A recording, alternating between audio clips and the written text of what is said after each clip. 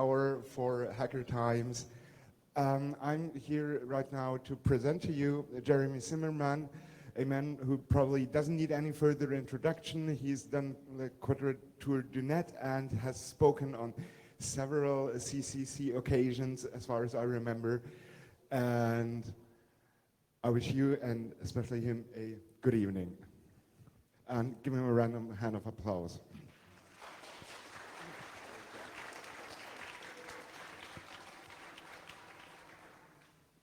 Thank you very much. Ladies, gentlemen, my dearest fellow hackers, people watching from the stream, people catching up later, good evening, hello.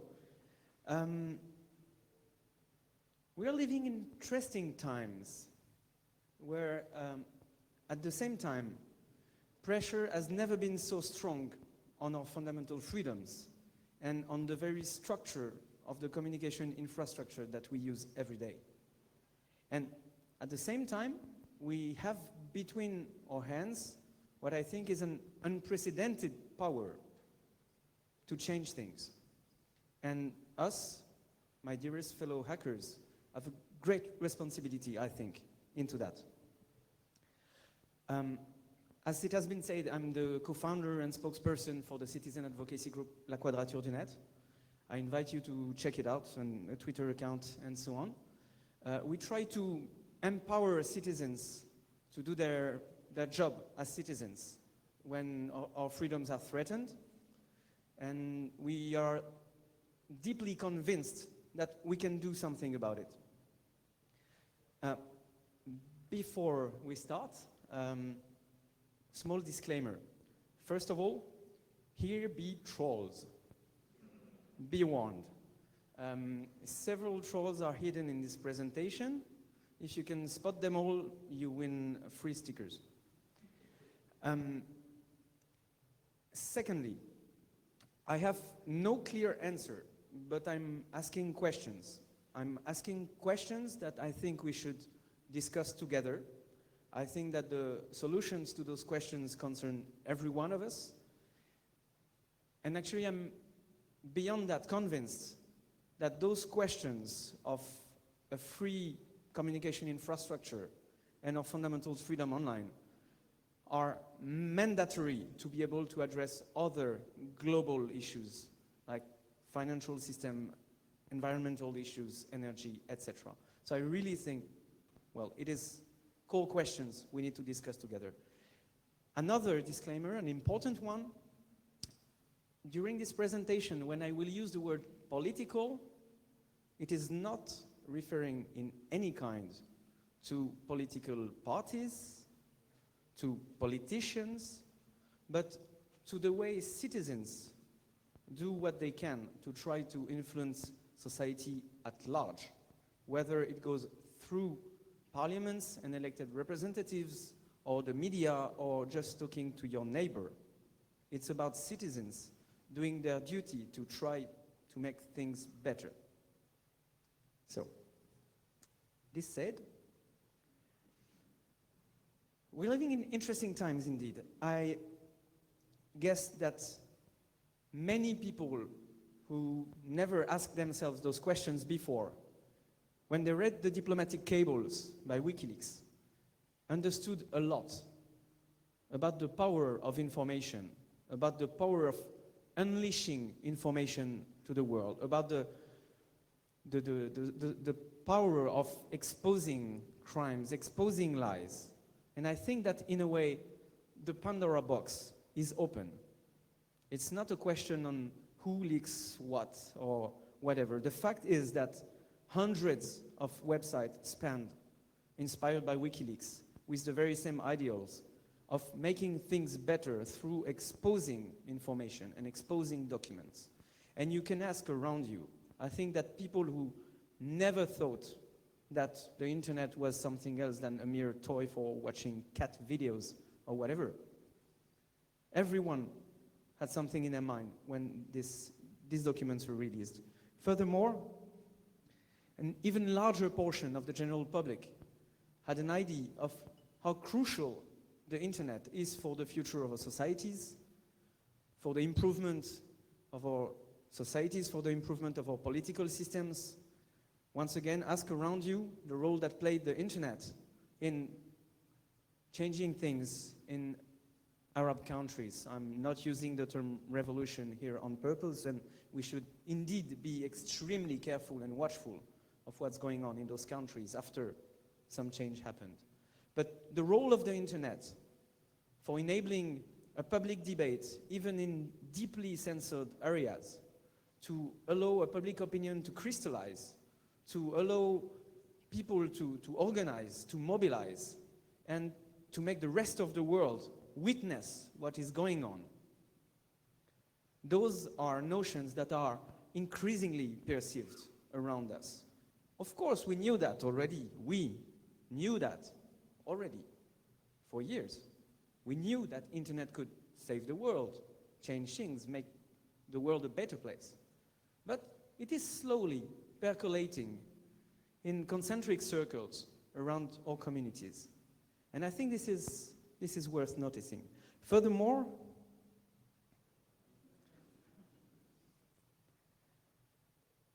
recent events in the field of computer security. The guy initially had a top hat on the original painting. I think the anonymous actions and the lolsec actions are an illustration that for so many hackers, something changed. So many hackers, well, crackers, whether it's black, grayish, or whatever form of hat, top hat included. Now, instead of writing Kevin Kiddy was here, defacing the homepage of a random website, the same script kiddie goes beyond the information system of that company and checks the database for hidden information, hidden crimes or something.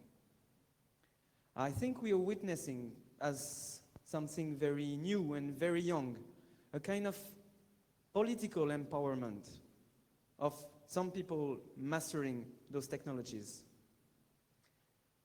But my point here is that this kind of political action, remember the disclaimer, political in sense of citizen action, this kind of political action by hackers only were a meaning if it comes along with some kind of political communication, some kind of message, narratives to craft along with the action, to explain what is going on, what we know is going on.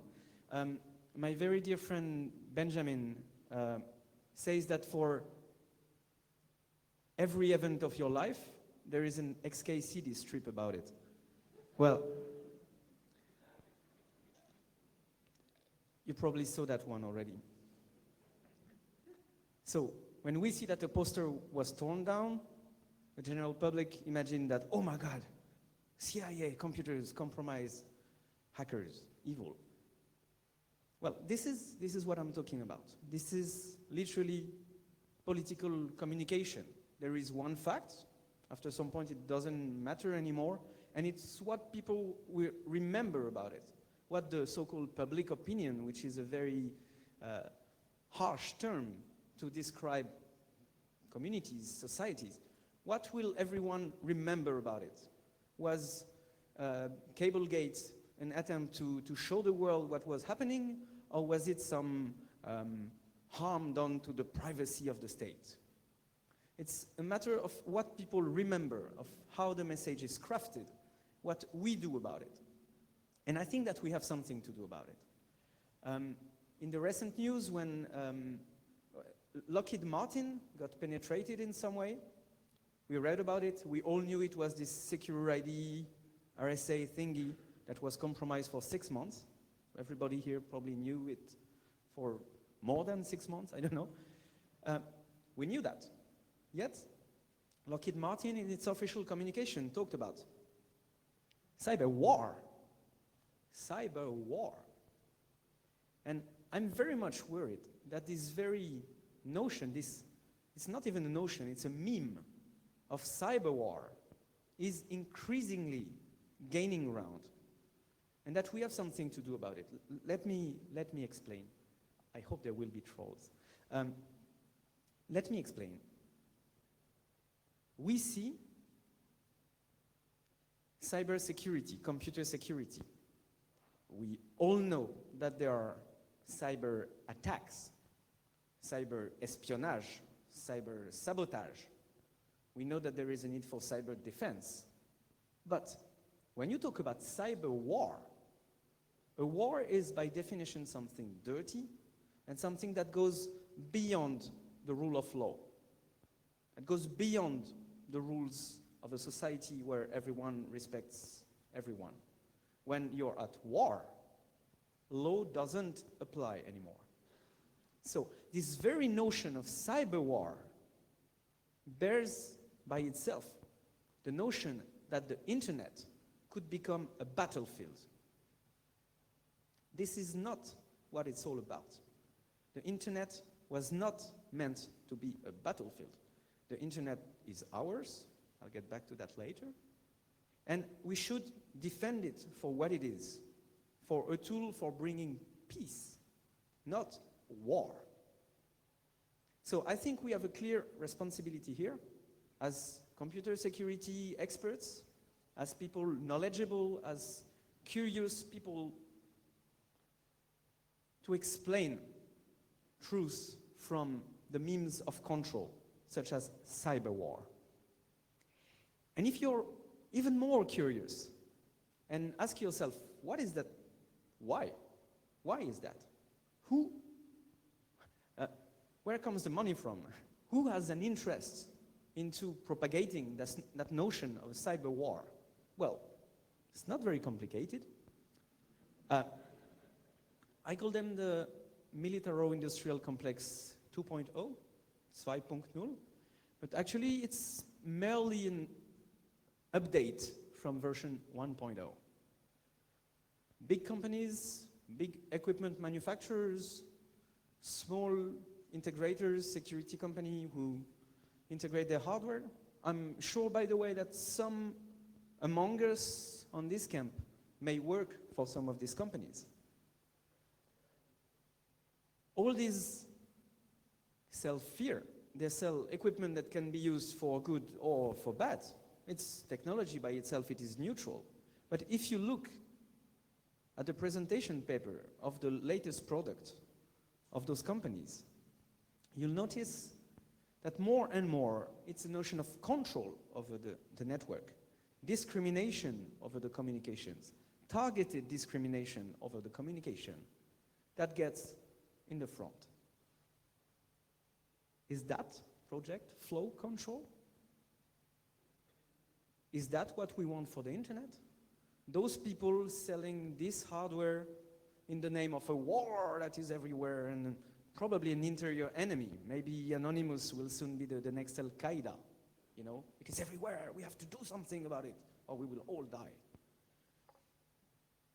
But when you look even closer, those kind of restrictions that would be sold in the name of cyber war by those very same equipment manufacturers we saw are the very same kind of restriction and the very same kind of hardware that is used to harm net neutrality, that telcos would love to use in their so-called network management, which in that case amounts to network control, in order to differentiate some voice over IP call from whatever other communication, some connection to YouTube rather than to Vimeo or this or this or that. The very same hardware could be used for the purpose of cyber war, banning access to some resources, cutting down access to bits of the internet because we suspect an attack is coming, or deep packet inspecting citizens to be sure that there is no whatever attack coming through. And when you look closer again, be careful not to hit the glass, the very same restrictions that are being sold for those securitarian purpose, for hurting net neutrality, are also exactly the same kind that are being pushed for by the copyright industries in order to wage their war against sharing. In the ACTA agreement, you heard about it. If not, it's really, really, really time to get started. The negotiators who bypass democracy to impose this thing wish that internet service providers would apply network management policies, measures to deter further copyright infringement, things that can only amount to filtering of communication. And so we have a big picture here, where restrictions to access, control of access, sold by this military-industrial 2.0, can be used for policing your own people, for censorship in authoritarian regime, to hurt net neutrality and give way to anti-competitive practice in the telecommunication business, or to impose censorship in the name of an obsolete copyright regime. I think it is really time for us to take these questions seriously.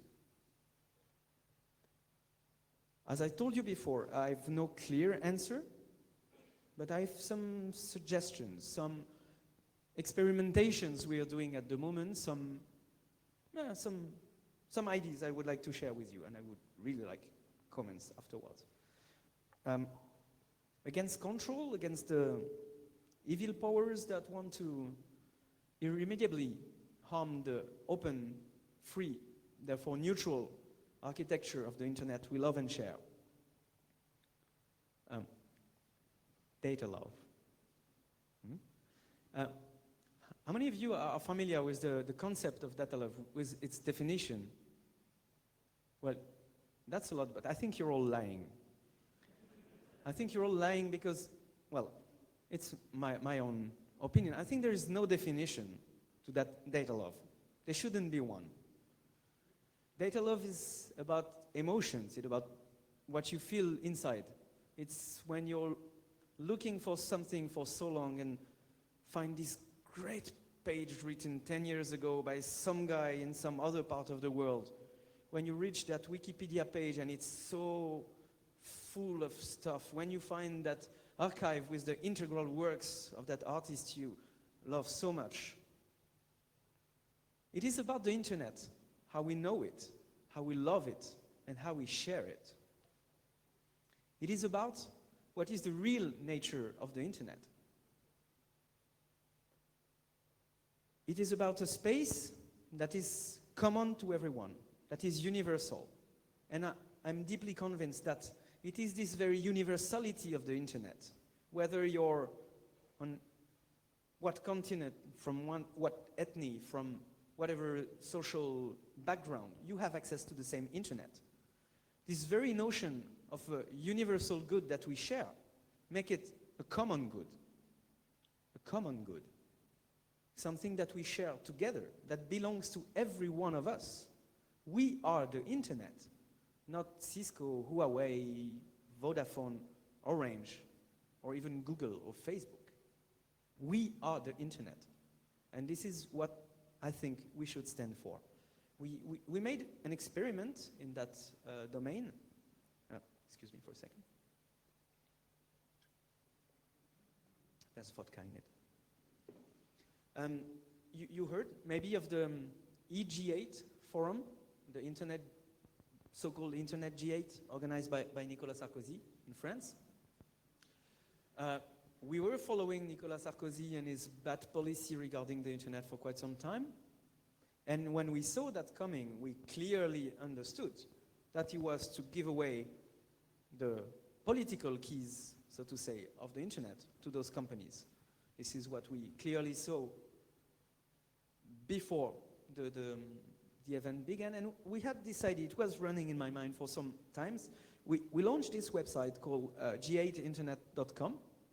It probably got unnoticed because actually we managed a much bigger counter-communication by just gate crashing that EG8 thing and well, organizing a counter-press conference and just making some noise in the other direction than what Sarkozy expected. But with this G8 internet thing, we wrote a kind of small political manifesto When we try to describe what I'm telling you here, like the internet is ours, it's not theirs. It's because we love it, share it, we use it for learning, working, improving societies, that it is what it is. Not because Google, Facebook, Huawei, and etc. And so we describe that with words accessible as can be, and called on artists around us, graphic designers, people who are not the standard hacker, to participate into illustrating that with pixels, with images, with moving images, with sound, with everything. And we were so impressed by the turnout. We didn't campaign that much about it because, well, I was personally busy on site at the EG8 forum. But we got submissions from our communities, the standard birdie hacker with a greasy sense of humor, as well as incredibly talented and notorious digital art, net art, whatever you call it, collectives, such as the great Fat Labs, such as Jody, Hank Shockley from Public Enemy, supported this initiative. And that's merely 100 submissions in a very few days that landed in our inbox, all for explaining in different ways, with different sensibilities, the message we were trying to get through. I'll show you a little selection. So this is personal action of a supporter who went in front of the EG8 forum with a custom-made t-shirt and took photos of it and sent it to illustrate in her own way what she thought about that EG8. I think it is courageous. I think it is beautiful. This is a bit of a troll. Quite nicely done. The guy who done it is German, so it's all right. This is another one I liked very much. And this is again part of the counter-communication effort we did. For years, we heard Nicolas Sarkozy saying that we want a civilized internet. So I live in France, so when I hear that some government want to civilize some space, I think of colonization. I think of, we try to civilize Africa. And so, for years, Nicolas Sarkozy used the term civilized internet. We want a civilized internet, and so on and so on. And a few weeks before the G8 summit, in a speech about the internet, doesn't use the term anymore. And I talk with some people who advised us, and I say, oh, congratulations, you made him stop using this stupid element of language, civilized internet. And she said, oh yes, it's true, I insisted and so on, but he's a good guy, he really loves the internet, he understands and so on. Yeah. And so what we try to do is to force back this notion of a civilized internet, to put it back, to stick it back on Nicolas Sarkozy.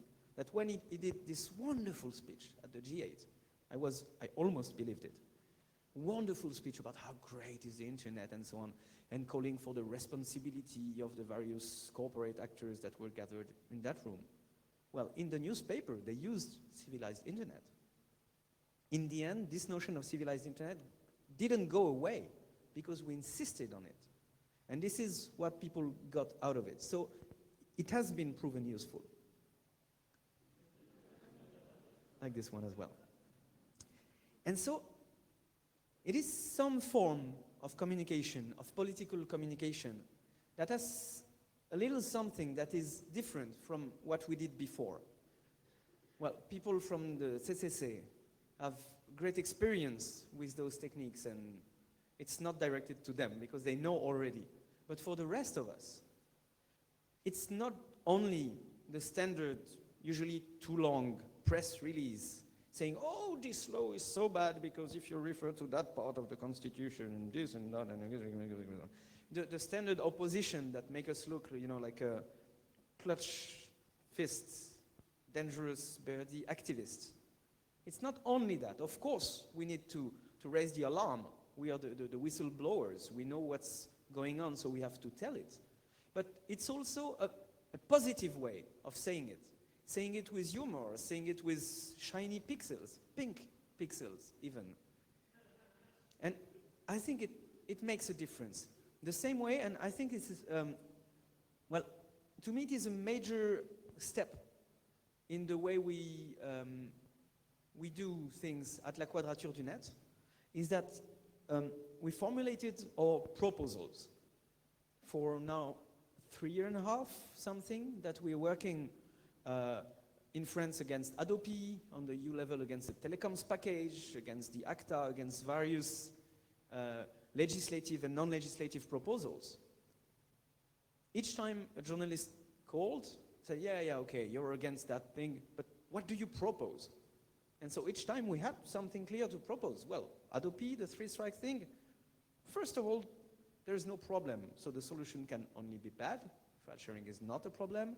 But then if you want to talk on how to fund creation in the digital environment, then we thought of some funding scheme. We can discuss about it, yes, no.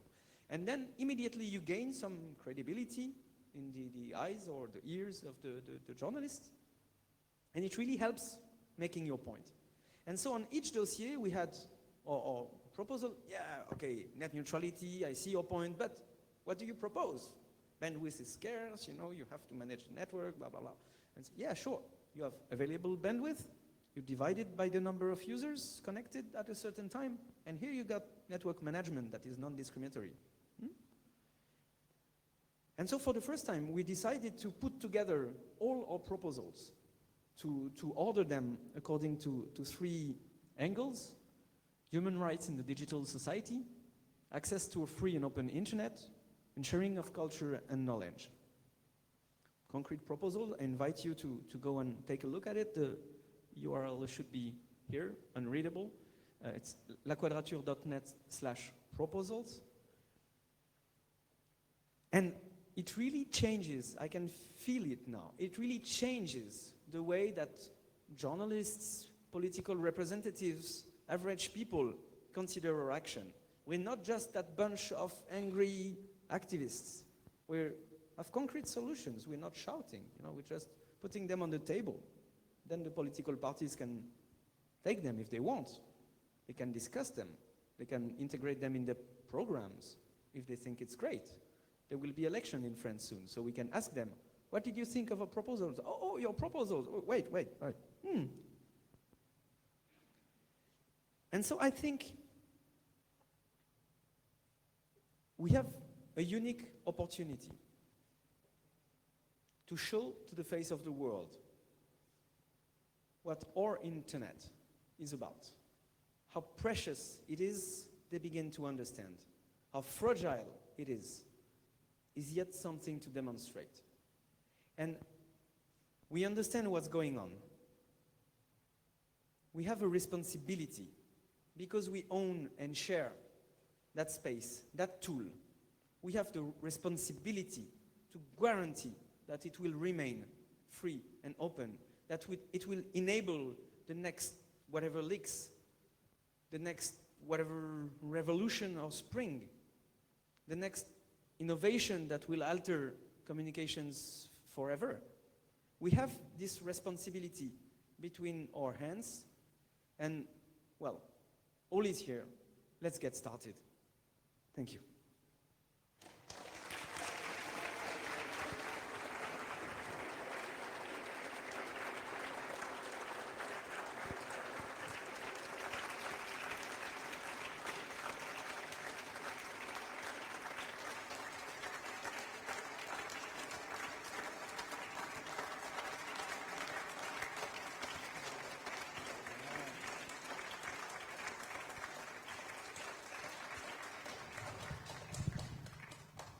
Please, save some time for the questions. Well, I try to save lots of time for questions, so please. And for these questions, it would be very helpful of all of you if you stood up, came here, took the microphone, and talked into it. Thank you. Erich Möckel, Quintessence. Jeremy, would you be so kind and tell these people where to turn to which organizations, and what help is being needed, because you know it and I know it, but I don't think everybody knows it here. It's not that much of an easy question, but I thank you anyway, Eric. There are tons of organizations doing great stuff. Quintessence is one of them. We are doing what we can. CCC here in Germany is doing an incredible job for so many years. EFF in the US. I could name so many. Asociación de Internautas and La Ex in Spain. Bits of Freedom in the Netherlands. I think they now have 6 full-time employees doing this stuff. But indeed, that's not enough. Our approach with La Quadrature du Net is not to say, okay, we are doing the job, you can help if you want. Of course you can help, and there are lots of things with which you can help. But the idea is to show everyone that you can do it. You set up a mailing list, an IRC channel, some content management system, a wiki, whatever, and just get things done. Don't spend years structuring, inventing boards and things and so on. It may shock some German ears, but La Quadrature du Net is a non-structure. We're just co-founders. No president, no members, no nothing, no legal entity. We're just doing the stuff. And so everyone can do it. Everyone can stay aware. And you know, Eric, we're all information filters. So everyone can read what's going on, use critical thinking and convey the information, reproduce the information, rewrite it with some other type of language, explain it to some other target or population. And I think this is easier than many expect. And that we're, in 3 years and a half, we've been doing what we've done. We showed concrete examples that it is useful and it works, not all the time, but when we apply enough energy to campaigning and to something, well, in the end, we win. It's what happened to the software patents before. It's what happened with the political debacle of the Adopi in France. It's what happened with 90% of the evil content that was supposed to land in the telecoms package. And we won incredible battles on ACTA and so on. So it is just to keep in mind that, yes, we can change things. We just have to get started. Hello, Jeremy. Hermana. Hermanito. Okay, thank you so much for your inspiring talk. I do enjoy it.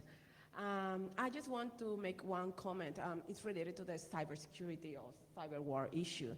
And what is really in place, so that's kind of concern for me or for us at EFF, is that many of these national cybersecurity strategies means different things from different countries around the world. And many of them have more issues, not only copyright enforcement, but also things about identity management and the kill of anonymity. So the big fight, it's anonymity too, and that's why we have to preserve and fight for.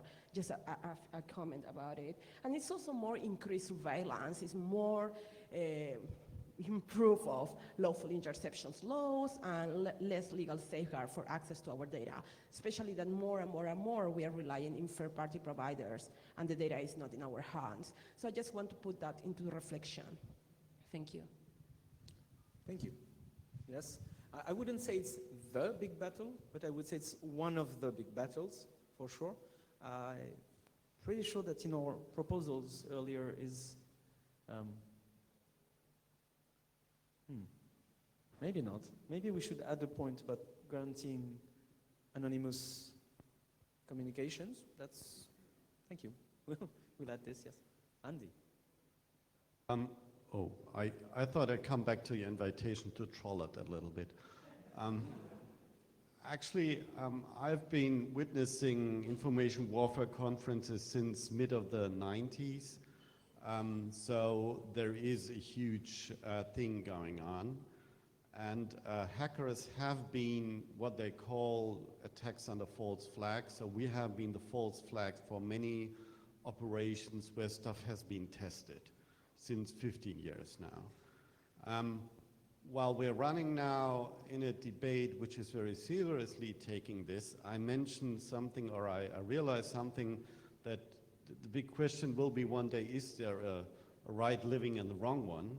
So as long as we live in national states, how do we handle the trouble that, you know, our national governments have this and that thoughts to protect their situation, while we as global thinking internet, if I say we're the internet, then we don't think in national structures, do we? I mean, that's so fucking old school.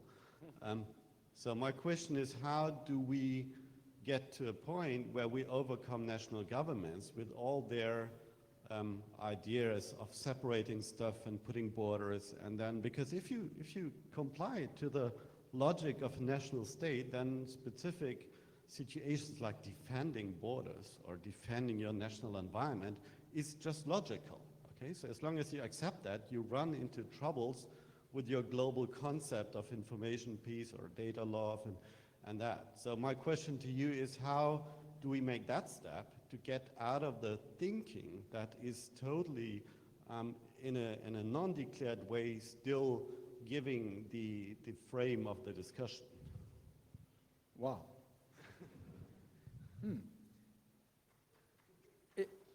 Yeah, obviously. If there was a clear answer to that question, the world would be a better place already. But more seriously, I think that what we have here, especially here at the camp, is really a common culture, a global culture, as you said, that go way beyond the borders. So I think this is part of what we should propagate around us to other spheres, other concentric circles around us. That the more people in a given space or country will understand that their internet is the same as the internet of the country beyond, that the video of a cute cat they're watching is the very same video that somebody from some other ethnic or group of whatever is watching as well. I think that this by itself helps getting those global changes we are calling. And I think that we are very much manipulating symbols here, creating symbolics out of specific situations, specific events. This is the crafting of political messages. And those messages go beyond the borders. And I got one clear example here, ACTA. We have one occasion to defeat ACTA. There will be a vote in the European Parliament after the summer break, where the whole Parliament will have to say yes or no to ACTA in its entirety. So we have tons of arguments about why the content of ACTA is bad. Broad criminal sanctions, touching everybody on the internet, changing internet actors into private copyright police, copyright justice, etc., etc. But it is now time to turn to more political argument, where we say, hey, elected representative of a European Parliament in a country where I got the right to vote, yo. You're about to say yes or no to a thing, whatever is inside, that will withdraw power away from you to decide what is criminal law in my country. This is not why we vote for. So it is time to build strong messages around ACTA. And if we reject ACTA locally in the plenary of Strasbourg, in the European institutions, locally in the EU, it's the global ACTA. Well, it's not totally global, it's 39 countries. But it's the ACTA negotiated by the US, by Canada, by Japan, by the EU that will be defeated. So we have at hand one occasion to build one global symbol about rejecting the control of the internet. And I think that this might work. And this might open the tiny window of opportunity we would have to push a positive agenda through. Now that ACTA is on its back, we say, now, let's think about the scope of exceptions and limitations in copyright. Let's do that IPRED revision already, all way, with the interest of the public in mind. And this would help us and help everybody around. So, no clear answer, but let's keep that in mind. The fight against ACTA will be a major, decisive battle at a very crucial moment in the history of the internet we love and share.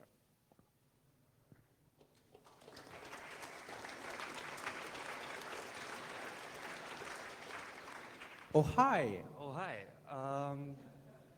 The thing, Andy was referring that he was seeing since the mid-90s cyber war conferences and stuff like that.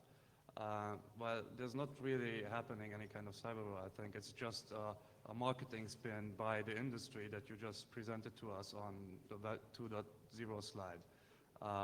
So basically, there's really no cyber war going on. It's just a mental framing, and it's just like the war on terror or the war on drugs, and it's just a marketing spin, I think.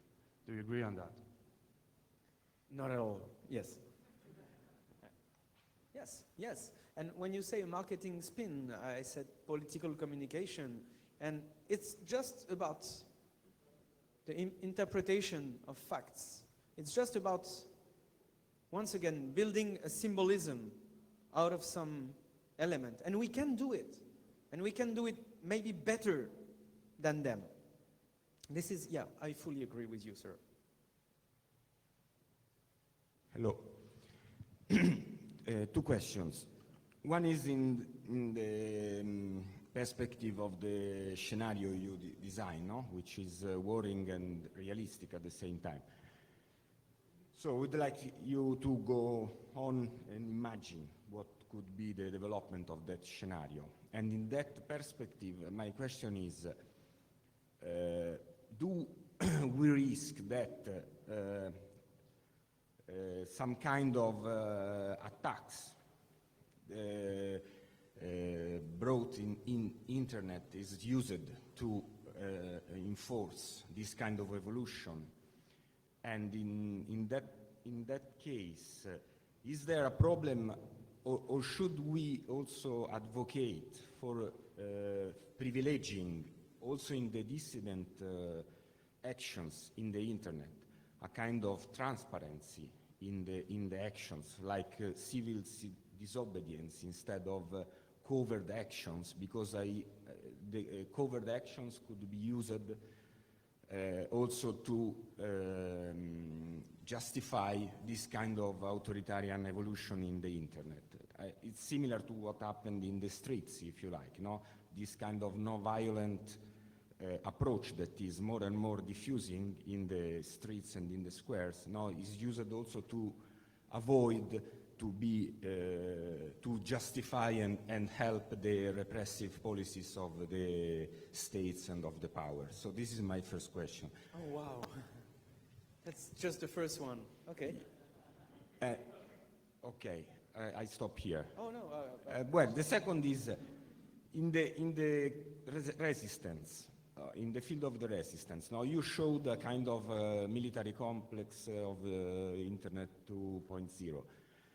There, we didn't see many important companies which are protagonists of in this moment of the evolution of Internet.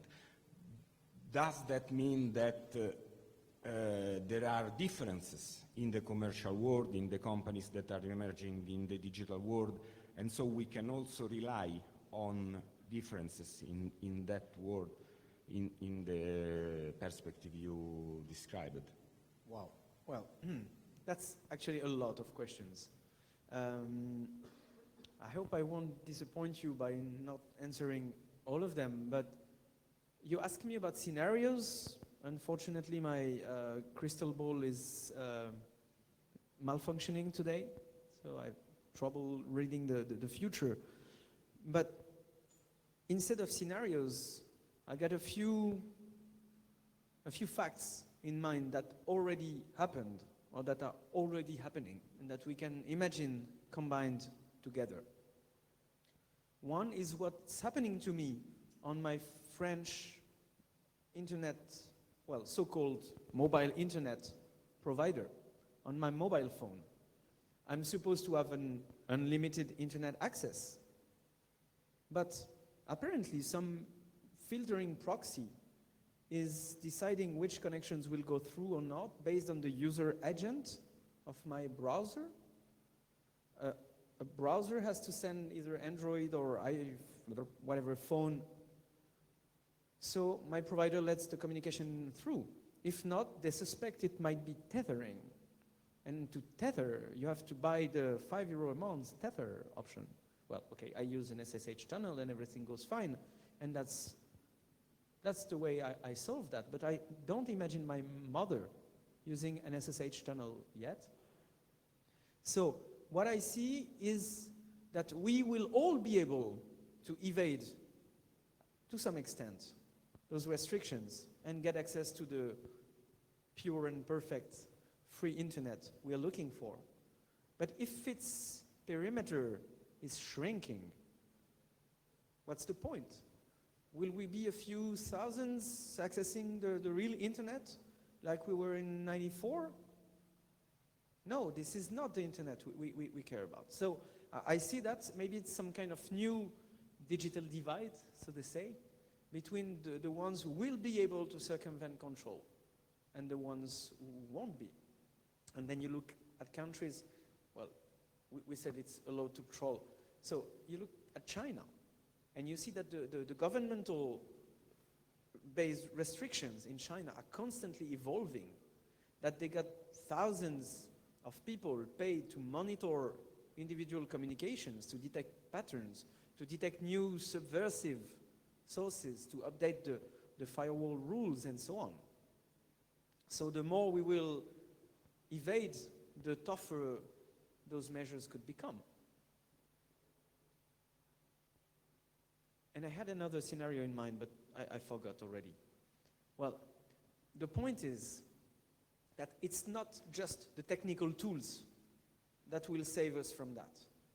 We need massive consciousness of these issues, and we need to increase when we work with the parliaments, we work towards increasing the political costs of taking a bad decision for a member of the parliament.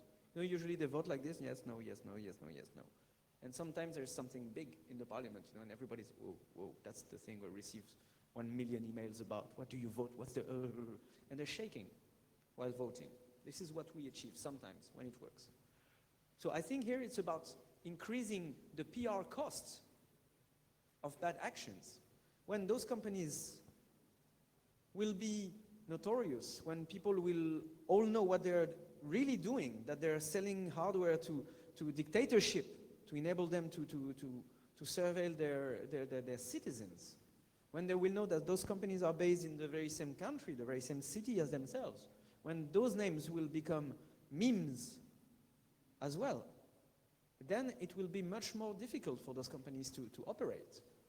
Maybe we should aim for some regulation of the selling of those technologies, for regulation of what would be reasonable network management policies, and what would be network management policies that would inevitably harm fundamental rights. This is the point of voting legislation in favor of net neutrality, for instance. But by itself, it may not be enough. I hope it partly answers your questions.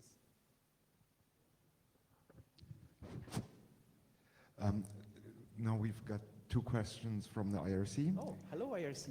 And then I'd like to ask anybody who still wants to say anything to stand up now, or otherwise, those 2 are the last questions. Thank you.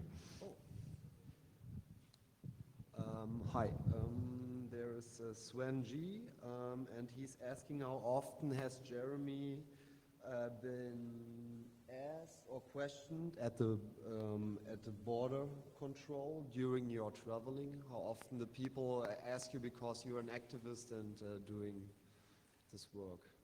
So far it went fine. I will go to the US by the end of this month, so if you don't hear about me, okay, I will write. I'll keep you updated. Thanks for your concern. Yeah, and another question is, should the use of Tor be taught at school for Well, that's interesting. What I think should be taught at school is some kind of minimal e-literacy, not illiteracy, but e-literacy. Like to know how a computer works. When I was a kid, we had in France lessons about programming in the common program, it was done in such a way that it favored French companies and was an epic fail. It was called the plan calcul. But at this stage already, it was considered that kids should understand how to program computers. So this is indeed one thing. But then I think that also kids and teenagers should learn how a communication network works, indeed, and that you cannot do that avoiding the question of identification and anonymization. I also think that there is a very, very important issue to put up in schools, which is the notion of privacy versus publicity. Where is the difference between private and public? So far, only some public persons, like politicians, journalists, whoever, had a public life. They had access to either a party or a media group that enabled them to be seen, to be read. So indeed, when they wrote or published something, publish like in make public, well, they knew what it was about. Today, moving some information from private to public is one click. And I'm convinced that a 10 years old, 12-year-old, 14-year-old kid don't realize what it means to transfer something from one's private environment to the rest of the world. And that this will remain, this will leave traces for a long time. So yeah, Tor would be in my program as well. Hello. So you talked before about the internet not becoming a battlefield, but That's not.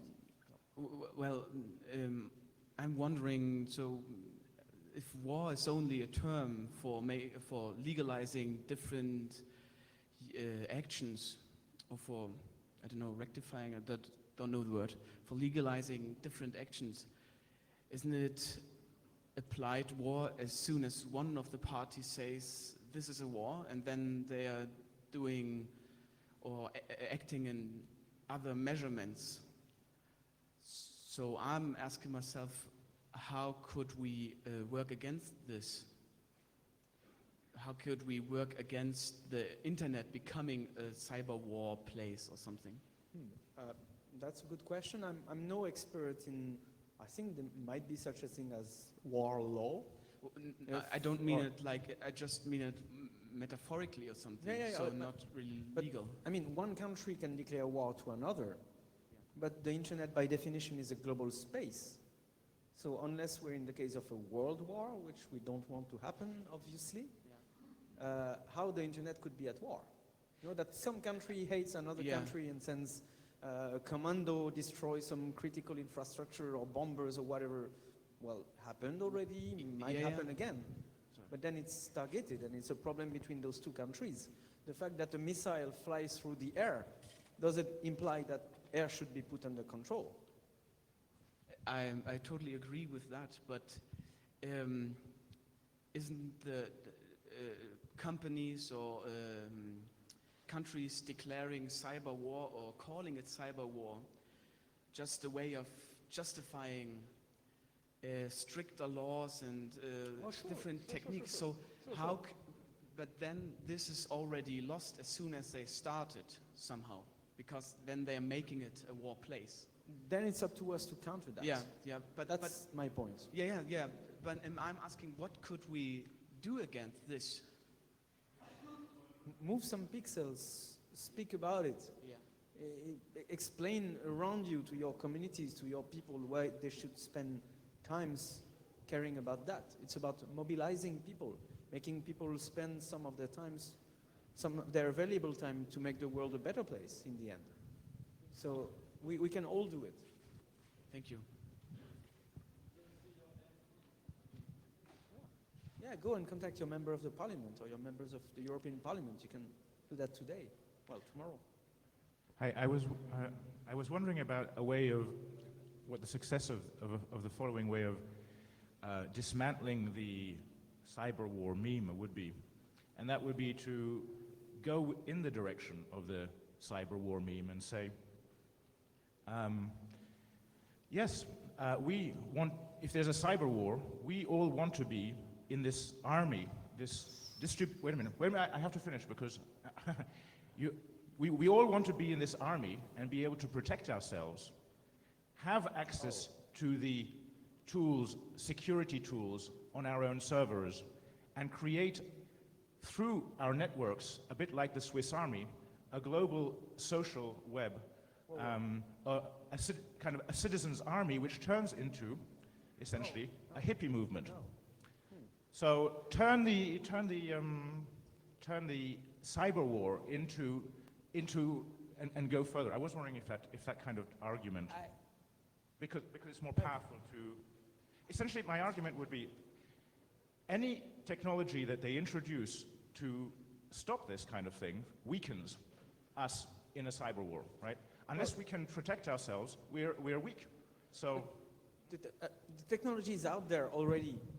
We can use it if we want already. The very notion of a war means that the government doesn't have anymore the same obligations it has to respect every citizen's fundamental freedom. So I don't see how entering into such a state would help us using these tools to make the world a better place. it was just more of a general direction to put the emphasis on security. Maybe it's my own personality, but I don't think we should call for war in general. No, certainly not. But for citizens' army, where we can participate in the security. No, I don't want that. I'm sorry. All right. Okay. That was just a bit of an ad for Switzerland. Jean-Marc. Yeah. I think for years, hackers knew they have rights. And after people came, corporation came, politician came, and began to tell us, you don't have the right to. You don't have the right to. And they tend to change the laws. And they launched this cyber stuff, etc. What I see for years now is that teens, young people, are more and more engaged in hacker ethics. They share. They know they have rights, and they see their old thoughts that tell them, you don't have this right. My question is, don't you think we have already won? Because people, in the 70s, this one slogan was, make love, not war. Make data, not war. They won't restrain us and people to share data. So it will be difficult because there are some old farts that try to change the laws and try to fight against us. But we're more and more people that share this hacker ethics and these values. So don't we have already won at the long term? Well, first of all, make datalove, not cyber war, is probably a better title than mine. So I'm a bit pissed at the moment. I should have thought about it. Then I think that in the long run, it is inevitable that we win. Either we win or we let some global corporations and corrupt governments turn the world into havoc. But the question is, will we win before or after entering such a dark age? Will we have to wait through dark ages for a renaissance? Or can we just get there now? And do we have enough resources available to wait? So I think the timing is crucial, that events are going very, very fast. I mentioned ACTA as a way of pushing measures to deter further infringement in the field of copyright. But ACTA is in line with the IPR strategy for the EU by French Commissioner Michel Barnier, is in line with the OECD guidelines for internet policy, is in line with the EG8 and the G8 conclusions. So everywhere at the same time, those political institutions are getting ready to radically alter the architecture of the internet. So I think there's really something happening now, and we cannot lose the opportunity to win battle with ACTA. And yeah, we don't have much time. I don't think we have much time. Oh, question from the internet. Okay, another question from the IOC channel, from Atazor, and he's asking, or just make a comment, you seem to advocate political actions to influence policies about the internet, but the internet freedom can also be preserved by taking measure on own stuff. For example, mesh networking, Tor network, and anti-censorship and stuff like this, which makes certain legislation ineffective. And the question is, what do you think the balance between our own actions and political advocacy, what he's writing there? It means advocacy, should be. So the balance between the activists and the political parties or people. I think they go very well in parallel. Those mesh networks and other technologies, I'm thinking of the Freedom Box, for instance, at the moment, are being developed. We are talking about research. So research takes a long time, and it has to be done, no question asked. Those technologies may be the B plan, the way we will rebuild the internet after it will be completely altered. So we may need, in a very close future, to go on the roofs with antennas and rebuild something that will allow us to communicate like we used to do before. But at the same time, it is not enough by itself. Like I said earlier, do we want to go back to 1994 when we were a few thousands, happy few, well, I'm referring to Europe there, connected together? Do we want that? Do we want to go back to that time? Or do we accept the fact that your grandmother is connected to the internet, she doesn't know what it's about, how it works, but she has the potentiality to participation, which is what we care about. So I think the two are complementary, and that we cannot rest on the technical solutions alone. But on top of that, I really think that because we understand the technical realities, we have an extra duty, we have an extra responsibility to talk about it, to explain it, because knowledge is meant to be shared. This is what the internet is all about. So if we know that things are going wrong because we studied that many years, that kind of systems and networks and so on, we have a duty to share it. And so this is maybe the bridge between technical research action and political action, is that we have to take those technical realities out of our hackers communities and hackers scene and take them into the general public, into society. And this is actually what CCC does so well. We really should inspire ourselves from that. Jeremy, thank you for your very thought-provoking talk.